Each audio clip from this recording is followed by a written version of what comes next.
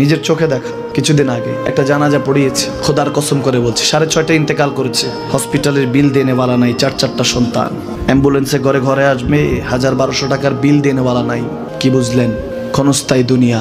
মুমিনের কম থাকলেও আমি বলি, কেউ যদি এসে বলে হুজুর একটু দোয়া করেন, খুব পেরেশানিতে আছি, আমি তার হাত চুমু খেয়ে বলি তোমাকে মোবারকবাদ, আল্লাহ তোমাকে ভালোবাসে। পেরেশানি তো মালিক দেয়, এই জন্য এটা রহমত মুমিনের জন্য। পেরেশানি দেয় যখন ফেরেশতারা বলে আল্লাহ চাইতেছে টাকা পয়সা চাইতেছে, বলে এটা কি? বলে ফাসেক, দে বিদায় কর। তার চাওয়া চেয়ে বিরক্ত লাগে, বিদায় কর, কি লাগে দে। মুমিন যখন চাইতে থাকে আল্লাহ আমাকে কিছু লাগবে, যখন একটু করে চায় আমার মাটাকে সুস্থ করে দাও, বাবাটাকে আল্লাহ আমার স্ত্রীকে, আমার আমাকে একটু তৌফিক দাও, চাইতে থাকে মুমিন। আল্লাহ বলে যখন ফেরেশতারা দেখে মুমিন চাচ্ছে, দেরি করতে পারে না, তাড়াতাড়ি খাজানা নিয়ে দিতে নেবে, আল্লাহ বলে রাখোস না, এত তাড়াহুড়া কিসের? তার চাওয়ার মধ্যে তো প্রেম আছে, একটু চাইতে দেস না। থাকুক না মুমিন আর একটু পেরেশান, থাকুক না, থাকতে দেস না, একটু থাক, একটু থাক।